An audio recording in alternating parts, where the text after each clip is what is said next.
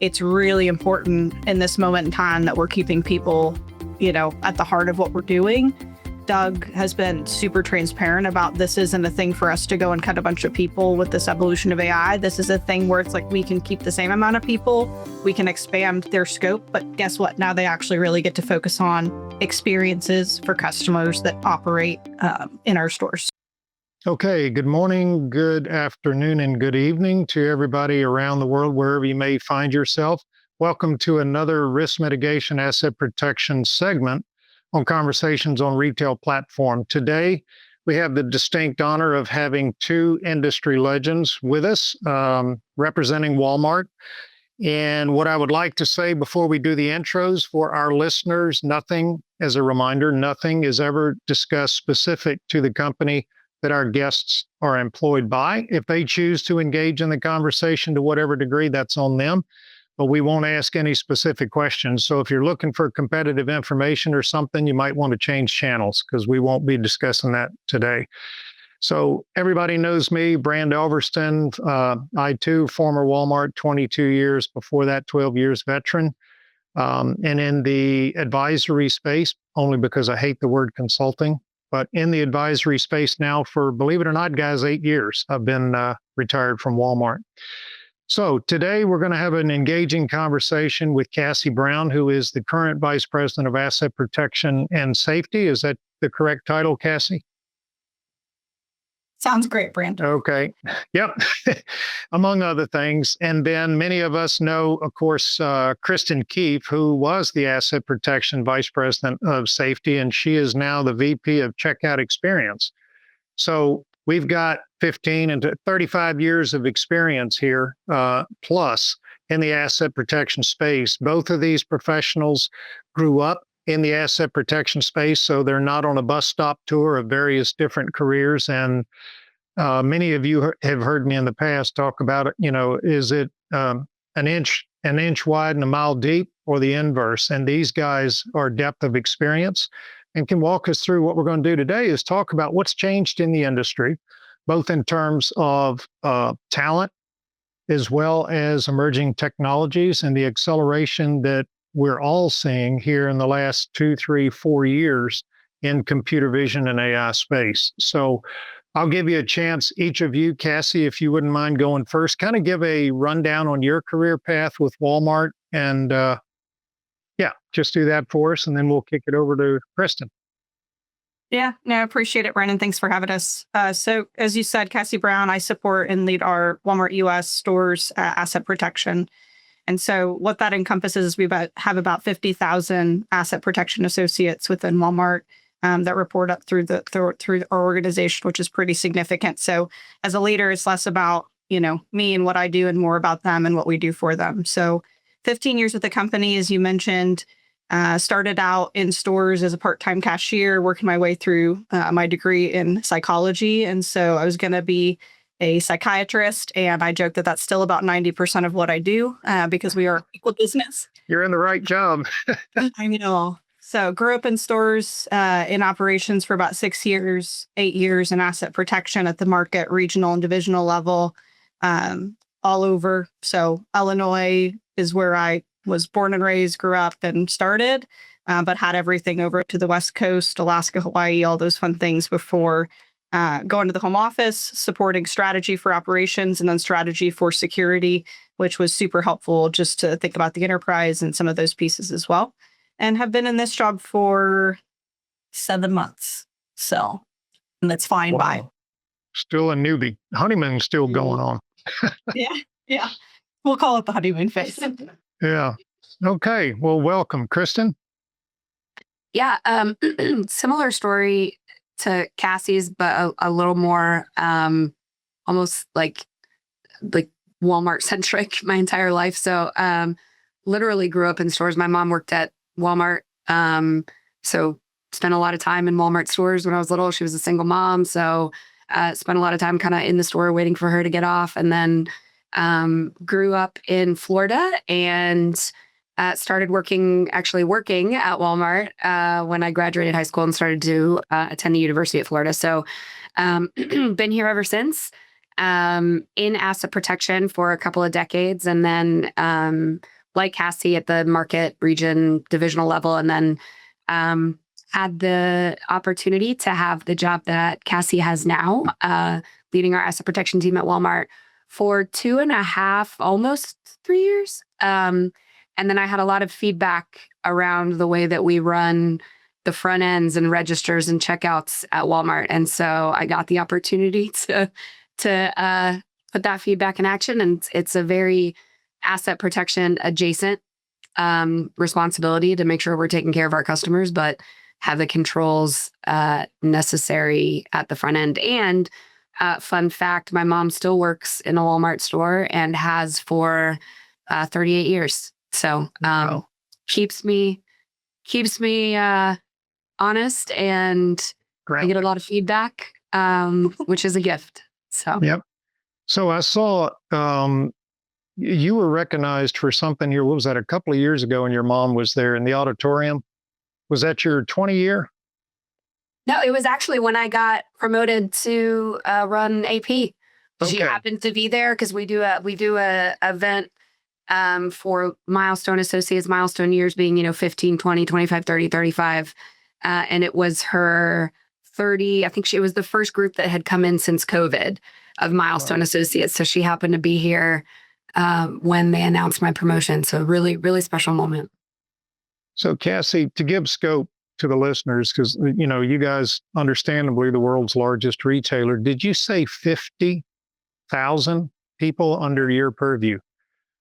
Wow, then I was lying. I was down at the University of Alabama last week and presenting to about 10 different CJ classes. So 800-900 students. And I always reference the number 11,000, but clearly that's a bit dated. That might be now a region at the scale at which you guys operate. So what I would like to call out and emphasize from your all's backgrounds is you guys have grown up from doing the hard work in the field. So very different sometimes in corporate America where, and I use the term bus stops, people that skip across the top in various different levels and to lead and grow and get them prepared for other callings. And you guys have grown up in the trench and you understand what it's like in the store. So this conversation for the audience, and just so you guys know, we have a pretty good global listener base, interestingly, from retail, obviously primarily in Western Europe, but also in Asia. So we'll kick off with the first question. Both of you obviously have depth and experience for, let's just call it 20 years. I know you're 15, Cassie, but close enough. What's changed in the industry? And we'll start with Cassie to kind of give a snippet on from when you started and what you see that has changed. Good, bad, and indifferent. Yeah, I think, one piece, and, you kind of opened this up by talking about technology, but just truly just the evolution of the customer and the way the customer shops. And so a lot around just our digital business. And I think we obviously were somewhat forced into that going through COVID. That's really where we landed, this delivery experience within our company. But just a big shift. And as customers change, obviously, so does fraud. And so just a big change and shift there. So obviously just making sure that the teams are super engaged in those digital experiences is a really big part of that. I would also say just, organized retail crime continues to evolve. And as we think about that, it's also just become more violent. And so just really understanding that aspect of things. And, we really focus heavily and we're super passionate about just like the safety of our associates and how we make sure that we help them understand no merchandise is worth them getting hurt. And so that's really been a big thing as well as just the evolution of technology that we've seen in the industry. So I think for AP, it's very different from when I started, when we were running Excel spreadsheets and calculations and focusing on loss, to now we're much more focused on holistic loss, security, safety, and that just kind of continues to evolve. Christyn? Yeah, I think very well said. I think one thing that I've seen change as well is I think we went through a period where a couple of years ago with the combination of decriminalization of shoplifting and the ease of monetizing stolen goods, as all of that started to ramp up, our seat at the table in asset protection became a critical voice.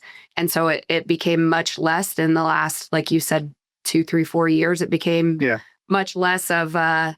Like I used to compare asset protection to, like, you go to the circus and there's like the pretty lady on the elephant waving at everybody and everybody's clapping. And then there's the guy behind the elephant with the shovel. Like the AP was the guy with the shovel. And now we're on the elephant and we're helping to make decisions. And there's less stuff behind the elephant because we're the ones sitting there. And the value, and I think that didn't happen by accident either. I think folks in the industry probably know that took a lot of blood, sweat, and tears to earn that trust and to maintain that trust. I think it's something that I've seen as well. Like we are a very trusted business partner because of the amazing work that our teams do. As that has, that voice has continued to evolve. Like Cassie said, like no longer are we just the cuff 'em and stuff 'em guys, but we're the, we're a trusted advisor.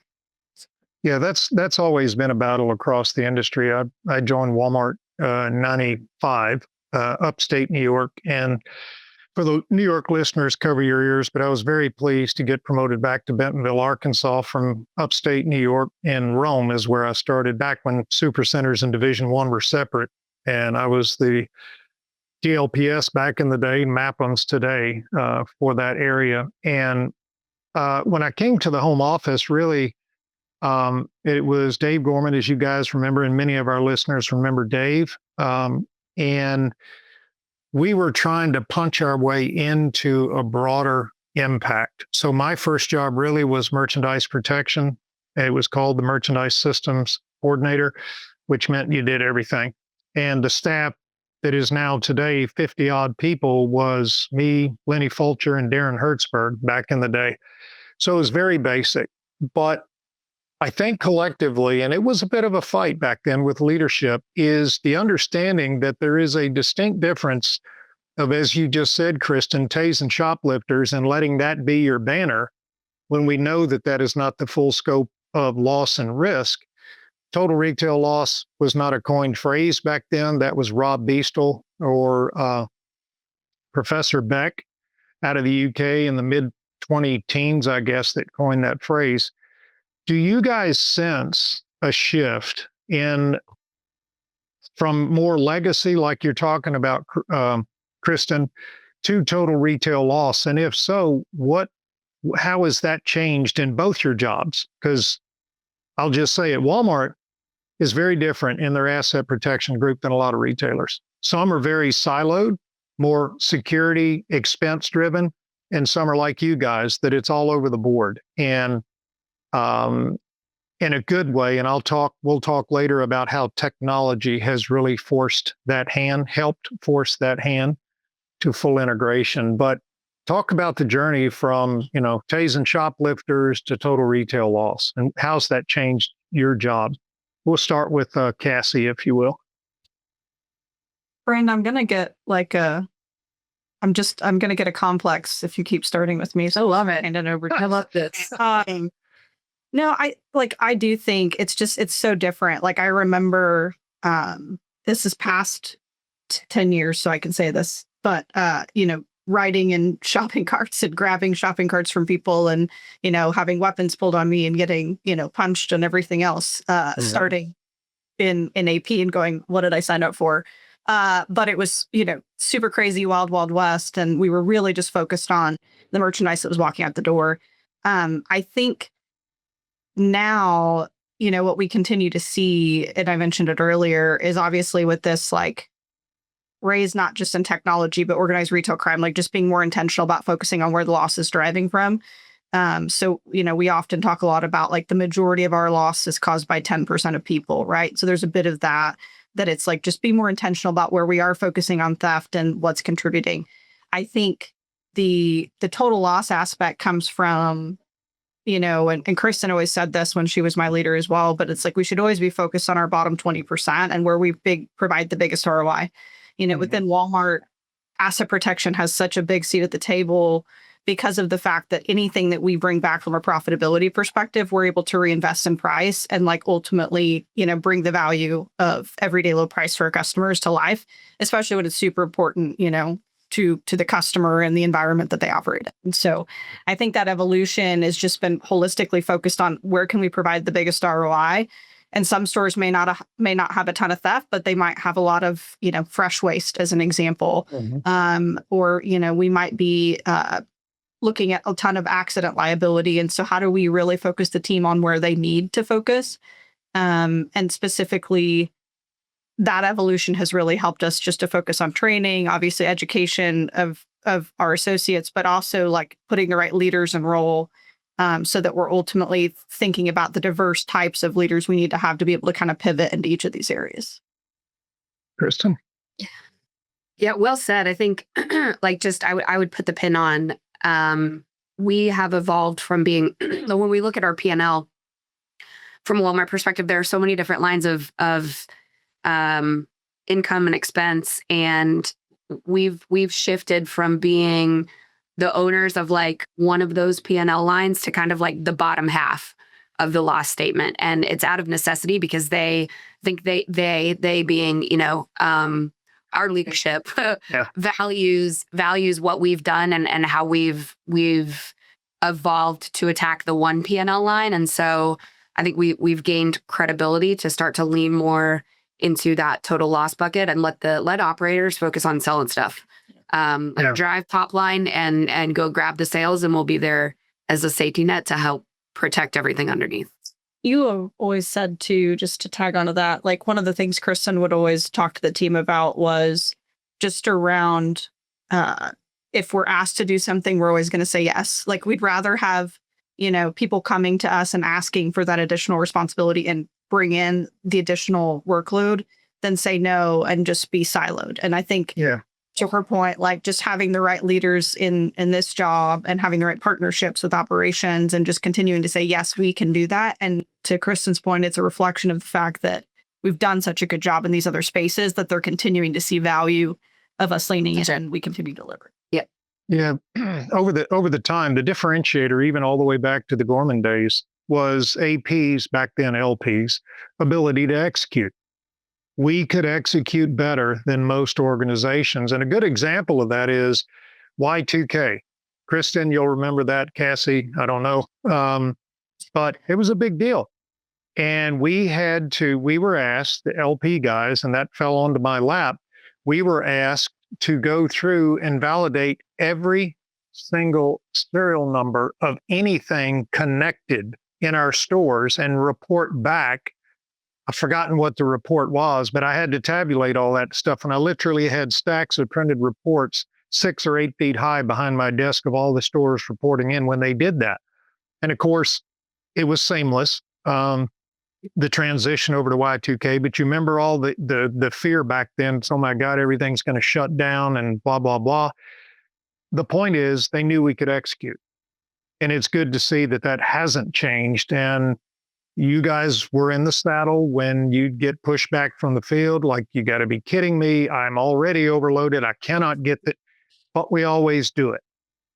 It's almost like being in the military. There's nothing you can't accomplish if you focus enough. So it's good to see the transition to total retail loss. I will say across the industry, not all retailers are fans of that. Some, and obviously not going to mention names, some are still in that very traditional cost center scope. And that's okay. If they see that as the leadership sees that as the risk, catching shoplifters and working internal investigations, that's okay. But I think to your earlier comment, Christyn, the changing dynamic is you can either be on board and lead it, or you're going to have to catch up because the change is going to happen. Customers are changing. Customers have smartphones in their hand. They have options. They can order on the fly. They can go into cashierless stores. They can go to self-checkout. They can buy online, pick up in store, drone delivery. They have tons of options now. What do you guys see is, if you had to say, this is my single biggest risk in the industry, not Walmart, what is that single biggest risk that keeps you up? And I'll start with Christyn. Uh, yep, you're on the spot, Christyn. So what is that? What is it that in your scope keeps you up at nights like, holy crap, if this goes south, it's going to consume us in the industry? Sure. I think, I mean, there are lots of things that come to mind relative to like the just ingenuity that bad actors have. But I think if I just think industry wide, like what's the biggest thing that which I sleep pretty well. It's important. If you don't, you should sleep well. That's right. Yeah. Sleep's important. Yeah.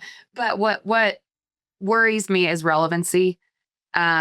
I mean, I think, and you hit on it a little bit as well, like the brand of asset protection or loss prevention and whether or not we will adapt as, like you said, Cassie, as the customers adapt, as thieves and bad actors adapt, like will we remain relevant as an industry to help us, to help retail and commerce at large continue to be what the customer wants. And in order to do that, we've got to introduce measures. I'm sure we'll talk about this later, but we've got to introduce measures that the honest customer can't see, and that the bad actors fear. And so like, that's a really delicate balance. And if we can't continue to figure this out as the, technology and AI and computer vision, as all of that shoots forward, we've got to remain relevant and curious about the best way to do those things.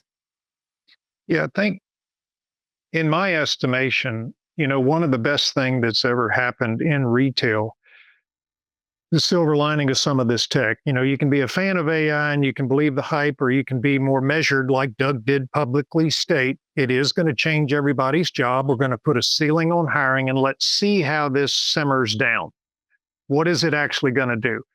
And he's one of the few standouts, among the industry of some of these over-caffeinated techie guys that fire half their workforce and hedge a bet AI is going to be able to supplant all that. And we'll see how that works out. In some cases, it hasn't. But what I think this has done for the industry is, and Christyn, your transition over to VP of Customer Experience, this is a perfect example. In all my years in the industry, most of the resources and tools we had available were essentially one-trick ponies. And for my international friends, I'll just say they addressed one issue: theft, EAS, ding at the door. Even though I was a hard seller of it back in the day, it'll increase your sales, buyers, all this stuff. CCTV was largely post-mortem. If you needed the video, you went and got it and hope like hell the videotape was still there. Locking showcases, all of those things we did back in the day were expressly for theft. And I think with the introduction and the advent of computer vision, AI, machine learning, it has torn those silos down, in that RFID is a great example. Yes, roots in supply chain, and that is now trickling, hopefully, depending over into shrink visibility. So no longer are you as leaders in the industry left with one-trick ponies and trying to address one segment of the loss. You're at the table, as you say, Christyn, and you're a prime example moving over to take the job at Checkout Experience. Do you guys, what technologies do you see that has really allowed you to elbow your way, if you had to the big table? What technology can you jump on board with and say, you know what, you're already doing it here. All I got to do is stitch on, and guess what? I can add a few $100 million on the ROI. What technology would you say recently is most transformational? Cassie. I mean, honestly, we have a lot of really cool stuff that we go after. And, to your earlier point about Doug, like we're definitely the ones that try to get out and do as much as we can in different spaces. I think, honestly, to your point, we have a lot of technology that can solve individual problems. But I think where we're at now is the ingestion of AI into systems and using, whether it's camera vision, transaction data, all those things. And Christyn's got all kinds of cool stuff that she's working on that I'll let her talk about. But, for me, it's just, how do we take these individual technologies and connect the dots between different signals by using AI to do that, as well as simplifying the work on the back end. So obviously in AP, tons of alerts, right, that we have to give our associates to work. And how do we just use that as a way to scrub and prioritize? And we've done that in a lot of capacities with different technology, but how do we really start to understand what's the biggest impact? We've kind of internally focused on both safety of our associates, as we talked about earlier, is kind of the biggest block there. And then to Christyn's point, how we balance both the customer experience for a good or a bad customer, right? And so we don't need to treat everybody kind of peanut butter spread the same. We need to start to be more intentional about a bad guy gets more audits than a person that comes in, because it's easier to help get operations at the table if we're saying we didn't audit a good customer 5 times for no reason, but we only audited the bad one because they keep stealing from us. So yeah. Christyn? Yeah, I think as far as technology goes, like there will be, like we'll see a huge uptick, like the utilization, like you said, of AI, of computer vision, of LLMs. But I think there will always be kind of those lower fidelity solutions that will help us triangulate. Like there are things that we likely won't be able to solve with computer vision, at least in the near term. And so we're going to still rely on RFID and Bluetooth emitters, things like that. And I think it's a bridge to help us until we can solve for some of those more unique instances. I mean, it's pretty hard with computer vision to tell whether or not a package of Advil is a 24 count or a 48 count. But there are other ways that we can do that are a little, for now, lower fidelity. And exactly like you said, Branda, it's the upside is just huge. I mean, like from inventory management to supply chain tracking to what went through the point of sale register and didn't get scans. Like there's all sorts of triangulation you can do to help remove friction from customers that really just want to get in and get out. Yeah. Yeah. I remember, you guys may remember Joe Grady. I see him on occasion at the gym, and Joe was one of the legendary merchant leaders. He was the first guy to partner with us in AP when we rolled out EAS back in the late 90s. And he was my champion. And I remember going to the officers meeting back when we could all go to the officers meeting, and he presented it. And I met up with him for breakfast a few weeks ago and reminded him of that. I'm like, dude, had it not been for you speaking as a seasoned, respected, well-regarded merchant leader, we'd probably still be scrambling trying to get vendors to put EAS tags on the merchandise. Because remember those cat fights we had with P&G, Gillette, Kodak, and forgotten who the other one was. Okay, yeah, I 100% agree on technology. That is, in a lot of ways, making your reach easier, but also the job harder, to exactly your point, Christyn, trying to figure out what signal you're looking for, and the fact that it may or may not address everything. So, in my space, I always caution against one solution solves all, because I haven't yet seen that solution that's going to solve everything. So it's a layered approach, and you guys have a multitude of risks, from active shooters, accidents in the stores, people stealing merchandise, internal and external, all sorts of supply chain things that Ashley and Vicki are working on, trying to button that up and expose that. In your all sense, so we agree computer vision is really the headline at this point, trying to figure that out.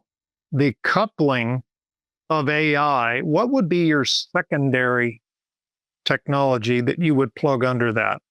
And I have something in my head that I said, if I were in y'all's chair and I could only write 2 checks, what would it be for? So let's say one of those checks is computer vision. What would the other technology be that you think would give you that layered approach? Christyn. Dang it. Yeah. And now it feels like a test, because you're like, I have it in my head. Let's see if you're as smart as me. That doesn't mean I'm right. You know that. Man, I think we talked about it a little bit earlier. For me, it's multi-signal item identification. Yeah. Because, yeah, computer vision can do that, but that's reliant upon the fact that everything is laid out perfectly for a computer to capture an image and then run it through a diagnostic and identify it. I think underneath that, we are focused on other signals that we can use to identify that merchandise. I think the biggest age-old problem in retail is knowing what we have and where it is. And so I think like that multi-signal identification is just a huge unlock for us. Cassie? Yeah, I mean, I agree with what Christyn said. I think that's huge. The only other thing I would say that, maybe we're focused on holistically, and it's always, I think, to go back to her point about there's long-term solutions and there's short-term, is we're holistically just always very focused on training and education. And I think training and the way we train people has also evolved from a technology perspective, whether that's, not to go back to AI, but meta AI, use of AI to train and meet associates where they're at. But I'd say that, as well as just the, again, ingestion of all the signals, whether it's multi-signal, whether it's, being able to pull together the computer vision pieces, the safety signals, but just making the team more focused on the next best thing to do or next best action, because there's, in a retail environment, obviously just so many things going on for a store manager to deal with. And so how do we reduce that noise and just be really intentional about giving them the kind of the priority list? But yeah, the only other one I would say is truly the evolution of training and education. We've been in the VR space pretty heavily. We have a lot of different languages that our associates speak, but just like, how do we cascade and make sure that short term, before we have technology to remove friction, our associates know how to respond in the event of a crisis. Yeah, Well, I was asked on a broadcast, I can't remember with who, if that same question, if you could write two checks, what would it be? I'd say computer vision and RFID. And the reason I say that, and you guys alluded to it, and the reason that on the tail end of COVID, when everybody's shrink across retail was exploding the wrong way, was the mischaracterization. You could see the gangbangers on the cops like videos on, and cleaning out the store. So the mischaracterization was it's all theft. Mm-hmm. And so it was News Nation, CNBC, and several others that I did interviews on, but that was their question. Now, the reporter would have a very different view because it's sexy to sell and show the video and, oh my God, they're stealing the whole store. Store closures, Target, you guys to some degree, other stores closing because of theft. I'm like, tap the brakes for a minute. One of the Achilles heel in the asset protection loss industry is the lack of true financial item level loss data. We have great estimations. I had terrific people when I was there, Bobby Rickard in the day, and Andy, can't remember his last name. I'm terrible with names. Anyway, a very sophisticated modeling to kind of get us there. But at the end of the day, we can't take an item off the shelf and say my shrink rate is a percent of the sales, or the Apple 17, whatever the hell the new phone is 12%. So we're working on estimations. And the more, as you guys know, the more you introduce those estimations, the weaker the modeling gets. Guesses based on guesses. You can't average averages, et cetera. RFID, in my mind, getting back to my point, Christyn, is that opportunity for specificity and loss through the entire supply chain. So when we go to the CPGs, for example, and understanding that really the opportunity, and I think it was Vicki that mentioned this, the opportunity for loss starts when we transmit a PO to P&G or Motorola or Sony or whoever. The opportunity for administrative error happens then, and the challenge then becomes to the CPGs or the suppliers is, how do I know I got everything you billed me for? And in some environments, you get the stiff arm because everybody in supply chain thinks nothing bad ever happens and they're perfect. And then when we have I have the opportunity to tour other retailers' supply chain networks, there are gaps everywhere. It's a sieve. And when you talk about those loss opportunities in terms of gaps, the operators, to your point, Christyn, then become aware, holy crap, yeah, I get it now that this is a gap. Without going into specifics, of course, on Walmart, during COVID, I think we all agree that was the biggest stress test of everything we've ever done in retail. You pick your project or your skill set, and it was absolutely stress tested. And we figured out a lot of great things and a lot of things like this isn't as good as we thought from all the external pressures coming in during COVID. I think that with the reduction most retailers are seeing in headcount per sales dollar, whatever you want to call it, on the sales floor that happened during COVID, most retailers are not going back to pre-COVID staffing levels because the finance guys are like, we reduced it 20%. We still kept the lights on. Why in the hell do we need that 20% back? Question. Do you sense in broad retail an over-teching of the retail environment that is outpacing the customer's experience, if you will? Do you think it's, and I'm not talking about Walmart, talking about Aldi, Target, whoever you want to, is there risk to over-tech in the retail environment and alienating a core customer? I'll start with Cassie.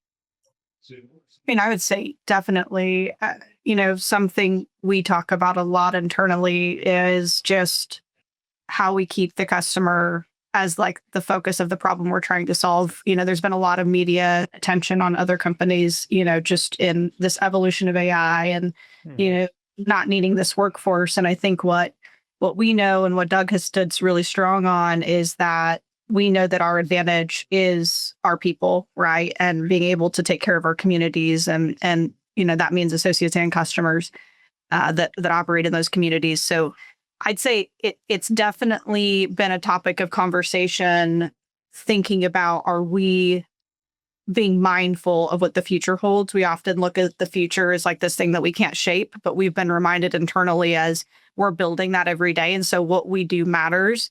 But it's really just thinking through like, what is the actual problem we're trying to solve, and keeping close to the values that we want to represent as a company. And I think that's a reflection point as I have, friends with other competitors and different things. And, we talk a lot about it's really important in this moment in time that we're keeping people, at the heart of what we're doing.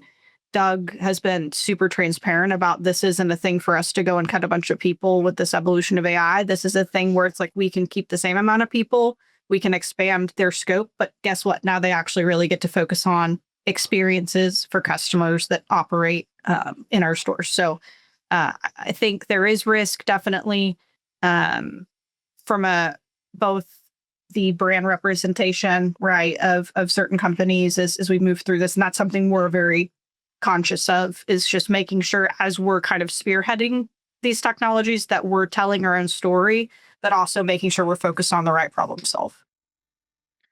Yeah, and it's all public. Several retailers pulled out of self-checkout during COVID for various reasons. And we won't get into the particulars. I think everybody in the industry understands that the incremental risk with autonomous shopping.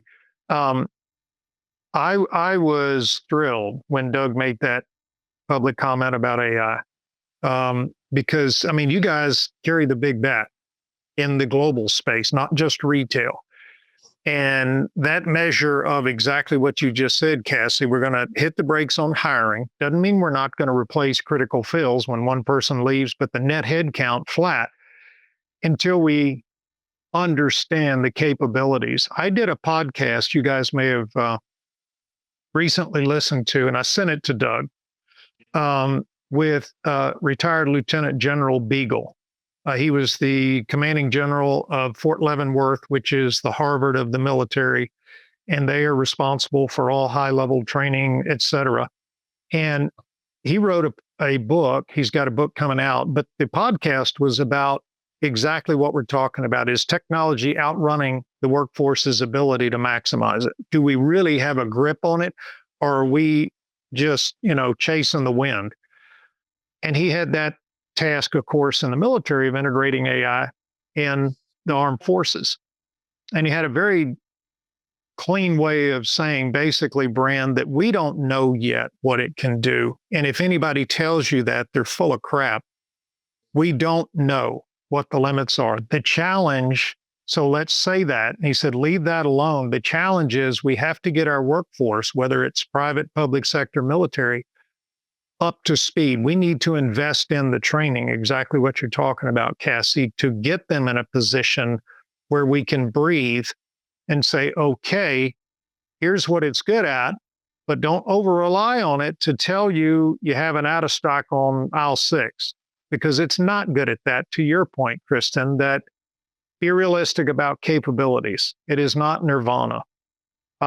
So I would encourage the listeners. That one got a ton of downloads, mostly military, of course, because he's a general officer. But maybe someday, I suggested to Doug that that guy would be a great speaker in one of your all's bigger meetings to come in and walk through that challenge. So what do you guys consider, and this is an open-ended question, if you could wave a magic wand, what is nirvana for you guys in the industry? And Christyn, you now have very different challenges with checkout experience. It's no secret in retail. We've always said that's the hardest place to get our arms around on a multitude of things, namely loss, but customer experience and all that stuff goes in there. If you could wave a magic wand in the retail industry, what would you do? What would you want? I think broadly, and I mentioned it a little bit before, but I think two things. The first is quality over quantity. And we've probably, if you've been in the industry for more than 20 minutes, you probably know that there have been times where we just throw every shrink mitigation solution spaghetti noodle at the wall and hope a couple of them stick. Yeah. And it ends up just being really clunky. You can't tell what's doing what or what's not doing what. So quality over quantity, and that quality solution, or those few quality solutions, need to be things that are invisible to the vast majority of our customers. That they don't even see it, that they don't even notice, because it doesn't slow them down. It doesn't make them feel targeted. It doesn't introduce unnecessary friction, but that are still visible and are a deterrent to the bad actors. And I think that's something also that Mike Lamb did a really nice job helping us kind of understand as well, that we don't have to stop them from stealing. We just have to stop them from stealing from us. Yeah. Right. I think he used the analogy of the guys running from the bear. You don't have to run faster than the bear. You just have to run faster than the guy behind you. So I think finding those real quality solutions that you or I or Cassie wouldn't even see if we didn't work in the industry. But that, the folks that steal for a living see, and they don't want to do it at Walmart. And that brings up a great point. Industry leaders today, very different than poor Dave Gorman, John Murphy, JP Suarez, Monica. Their solution set, what they could employ, they were restricted. They didn't have a lot of options. You guys might have seen, I did a clip after Euroshop this last year in Germany, the famous one that I caught a lot of grief because I was holding a beer. I'm like, I'm in Germany. What do you expect? But I talked about industry leaders now today have choices. It's a choice to have your store look like pharma during COVID, and everything is behind glass. Dental floss, bags of potato chips, and there's 2 people on the sales floor. That's a choice in today's world. When you talk about the potential of computer vision and a lot of the solutions we've talked about, it's a choice not to do that. So it's really interesting to see how retailers are, number one, have recovered from COVID. Just about everybody is seeing appreciable shrink drop levels in their earnings calls. I don't have confidential information, but everybody's talking about it's coming down. And a lot of it is not because the thieves woke up and said, I don't feel like stealing anymore. It's more complex, operationally driven. Certainly inventory impacted that is now settling down and becoming more predictable. Cassie, what do you see in the brick and mortar environment what do you see changing in the near future? Forget all the e-com stuff. For the brick and mortar shopper, what's going to change? Yeah, I think, and it's truly without like talking about the e-commerce thing, the e-commerce thing is going to shape a lot of what we're going to do in brick and mortar. Truly. Interesting. Why I say that is, we see where people just general, if you look at, earnings and all of these things are shifting. A lot of people want it online. They want it quick. They want it faster. And that's kind of the competitive advantage, right? But as that happens, how it's going to shift our box is, we need to be consistently thoughtful about, maybe what products we carry online versus in store. That obviously directly impacts us from a loss prevention perspective.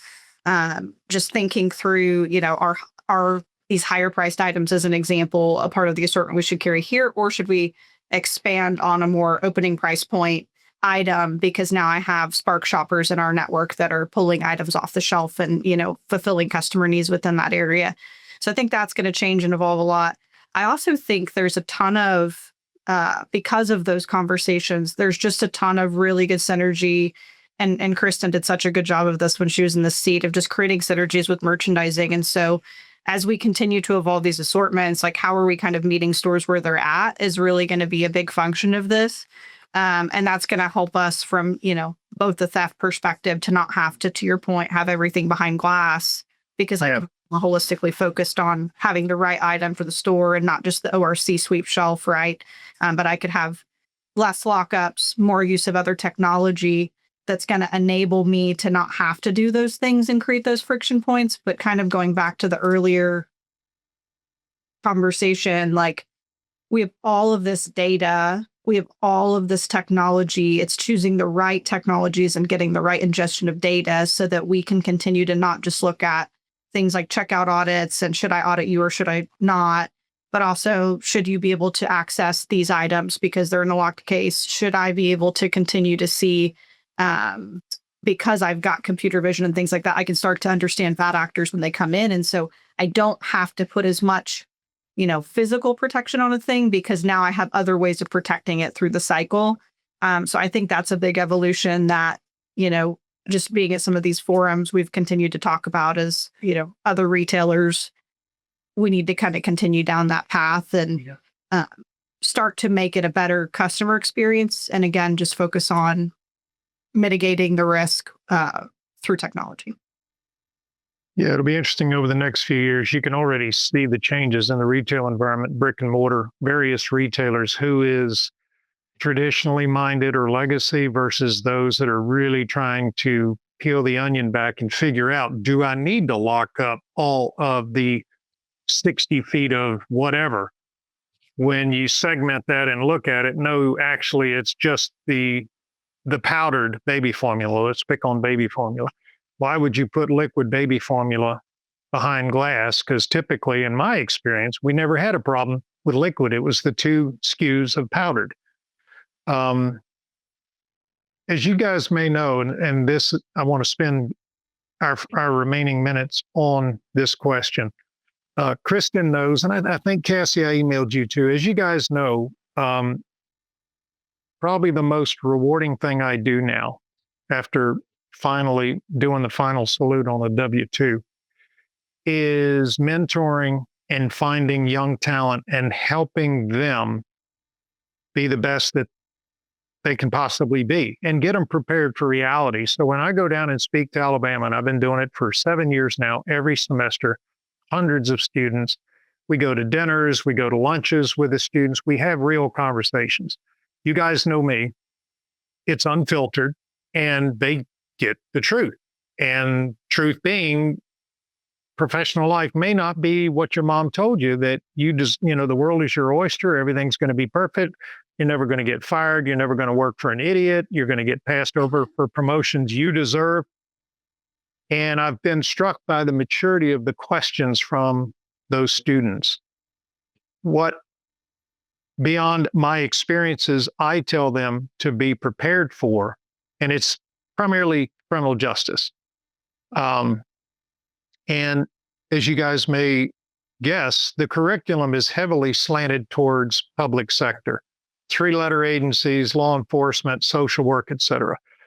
Where I see the eyes go wide open is the private sector opportunities. What can you do with a CJ degree and make a heck of a lot more money probably than being an FBI agent? Honorable work. I have to be careful when I say that. It's necessary. Law enforcement officers, immense respect. I've been one, but you can do a lot more. I've probably in the last few years, 20 people that Walmart has hired or in retail has hired because of their discovery of private sector opportunities. What would you tell Bran to share with the students of, if you're next generation talent, these are skills you've got to have because it's come up. They're scared about the economy. They're scared about the chaotic environment we're in. I'll just leave it there. What would you say I'm looking for on a resume for new talent? What is fresh talent? The Wyatt Easons, as Christyn, you know. What's it got to look like now? What do I need to tell these kids? I'll start with Christyn. I think the biggest thing I look for is, and that I think we need in the next generation of leadership across retail, is curiosity and openness. There will always be, especially like Cassie and I have been here for a long time. There will always be somebody that tells you we've tried that before, it didn't work. There will always be somebody that tells you here's the reasons it won't work. There will always be somebody that tells you like, to go pound sand. You've got to have curiosity and you've got to have the grit, because we like, I've been the one that said we've tried that before, it wouldn't work. And then guess what? It works, because as technology continues to evolve and as we continue to get more and more curious, we have new capabilities. We have more sophisticated measures of delivering things that we've tried before and didn't work. And when something doesn't work, we need to understand why and what about it didn't work, and then go solve that instead of just scrapping the whole thing and then not talking about it again for 20 years. So I think the ability to just stay curious and have the grit to not let the naysayers tell you all the reasons it's not possible. Sure, it's hard. Like if the things that we're trying to do are easy, somebody else would have done it already. So I think that's the biggest thing, just like curiosity, grit, and persistence.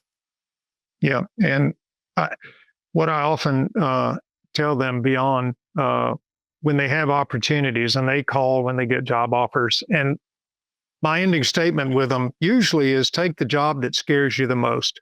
If you have multiple offers, don't go for comfort. Don't go for, well, that's more in my lane. The investigative track, as I talk about in AP, or the more operationally broader minded, which is what woke me up in the morning. I was not a good investigator. That just wasn't me. And I would not have been good in the jobs that you guys obviously excelled in, of MAPM, regionals, divisionals, and on up the chain. To take the job that scares them the most. And Wyatt Easton is a great example. Criminal justice, honors grad. He had no idea. He was headed to the FBI, and I'm like, you can do that, brother, and make X for the rest of your life, or you can try this. He went to real estate internship last summer. He didn't know anything about real estate, loved it. Ben Markle, his senior director, in conversations with me, he's like, Bran, this kid has got way more talent than you think. He's awesome. Long story short, he's now over under Josh Osmond in what I call the belly of the beast, one of the hottest areas in corporate, with a CJ degree.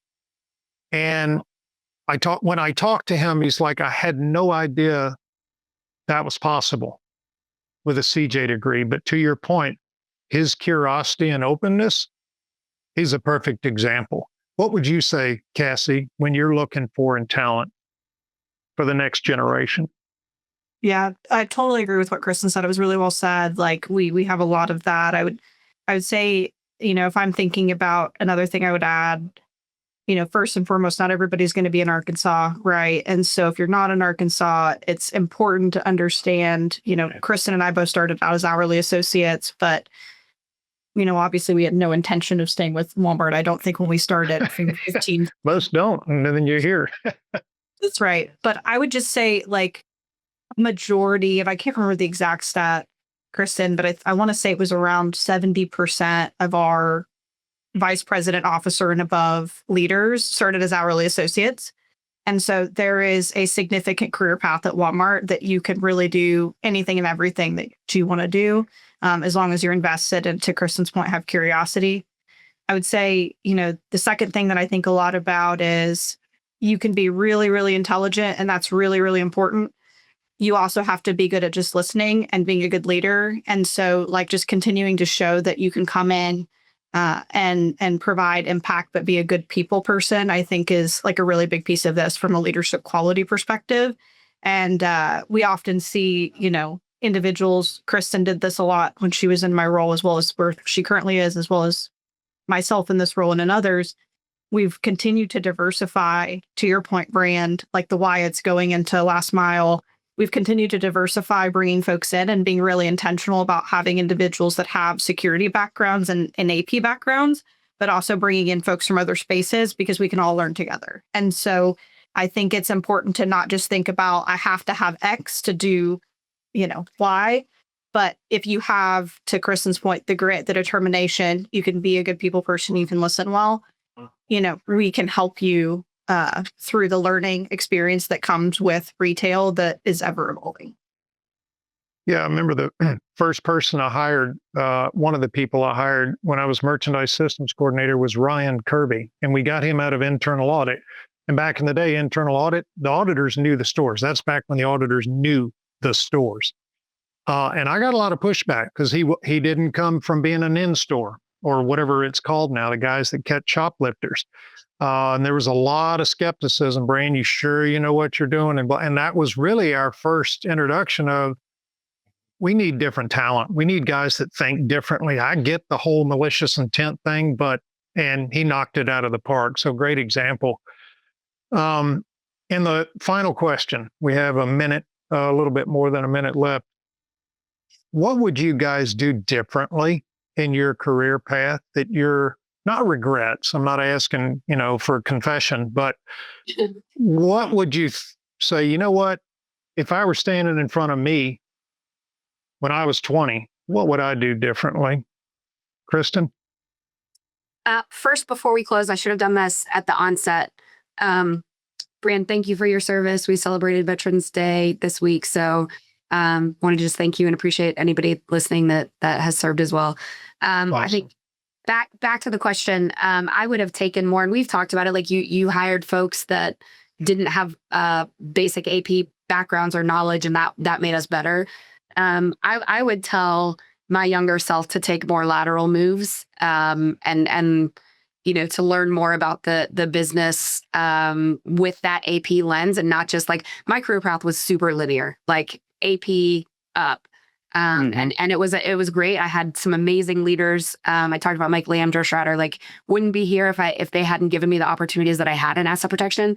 But I had some opportunities diagonally and horizontally that I didn't take because it wasn't my comfort zone. Like you said, like I wish I would have done more things that I was uncomfortable with to be just more well-rounded in the general retail space. Cassie? Yeah, I mean, to your point, like I would say no regrets, because I think everything that, to Christyn's point, that we've done has made us who we are and shaped us. We've continued to have amazing opportunities and super grateful. I think to her point, for me, I always think about, there was an inflection point where a leader had a conversation with me that I tell people all the time, which is, what's the last job that you want to hold with the company? And about the experiences that you need to get to that point. And you don't always know what that last job is in the moment, but how you continue to diversify yourself as a leader and get out there in different spaces and understand how you can bring more to the organization. We talk a lot internally about AP and how we get, we're like, oh no, we lost this AP person in the store because they went promoted to win at operations. And it's like, it always continues to help us all, though, as an organization, to just have the same values throughout the different places that we operate.